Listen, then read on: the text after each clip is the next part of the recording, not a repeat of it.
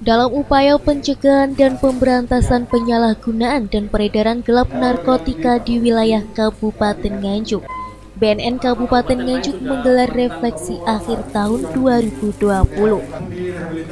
Dipimpin langsung oleh Kepala BNN Nganjuk AKBP Bambang Sugiarto, menyampaikan pada tahun 2020 seksi rehabilitasi mempunyai kegiatan rawat jalan bagi penyalahguna narkoba dengan target sesuai alokasi anggaran sebanyak 20 orang yang tersebar di wilayah Nganjuk, Madiun, dan Ngawi.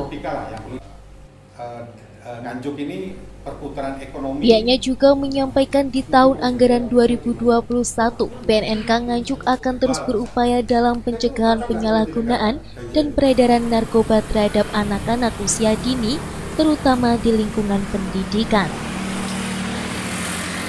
Ya, kalau secara real ya, mungkin masyarakat menunggu hasil capaian yang paling menarik, yang paling dicari itu biasanya informasi tentang hasil pengungkapan ya. Kalau dari hasil pengungkapan untuk tahun 2020 ini termasuk yang paling tinggi ya, kami dapatkan barang bukti 33. Mungkin untuk ukuran BNK seluruh Jawa Timur kami ada di posisi ranking ketiga ya, dengan jumlah yang untuk ukuran BNK itu cukup signifikan ya. Dan jenis narkotika yang hasil ungkap memang yang paling menonjol untuk wilayah Nganjuk ini adalah sementara ya di Nganjuk ini termasuk dari ungkapan dari Polres itu adalah jenis sabu-sabu ya, itu yang masih paling dominan ya. Di samping ganja dan ekstasi. Kalau ekstasi masih bisa dihitung, dan menurut kami untuk narkotika ya di wilayah Nganjuk pemain itu masih ada di sekitaran adalah para pemakai kelas tertentu ya, belum begitu meluas secara merata. Justru yang perlu diwaspadai adalah jenis psikotropika adalah double L ya. Nah, ini bisa dibuktikan, bisa dicek di Polres yang sudah mencapai ratusan ribu. Ini yang perlu diwaspadai oleh orang tua ya, terhadap memberikan uang saku dengan 10.000 ya. Double L ini bisa mendapatkan 5 butir ya, satu tik dapat 5 butir. Nah, ini yang paling mengkhawatirkan peredaran jadi jenis psikotropika, terutama di double L atau bahasa luarnya itu bahasa ininya pil koplo ya, yang mungkin yang paling terkenal ya. Mungkin itu aja ya. Kalau untuk ke arah pencegahan ya, kami tetap berupaya bisa menyentuh seluruh elemen kelompok masyarakat ya, mulai dari instansi pemerintah, kemudian di lingkungan pendidikan, kemudian yang berikutnya ke golongan masyarakat. Kedepannya supaya dalam capaian ungkapan ini mencapai optimalisasi atau maksimal ya dalam mendapatkan ya, saya perintahkan ke depan tetap harus cari hulunya ya dalam mengungkap ya, harus disentuh sampai ke hulunya ya.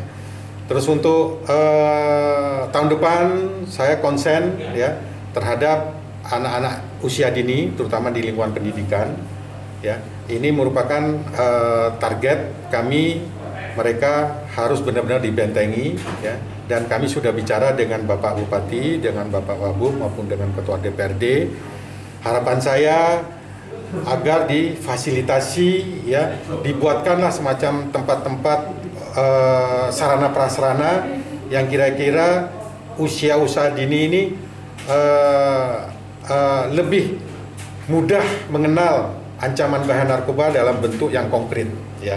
Contoh, saya memberikan gambaran ya, kepada stakeholder, kalau bisa dibangunkan semacam museum narkotika ya, dengan bentuk kecubung itu seperti apa harus dikasih tahu ya, dalam bentuk 3 dimensi.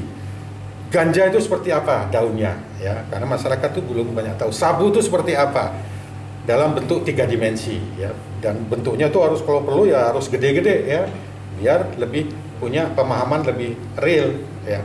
Kedua, buat fasilitas yang dalam satu atap ya, di samping museum, buat semacam Cinemax sekelas 21 ya. Film yang diputar adalah tentang sekitaran ancaman bahaya narkoba, jenis tanaman itu seperti apa, jenis makanannya seperti apa, jenis minuman seperti apa, ditayangkan dalam bentuk film ya.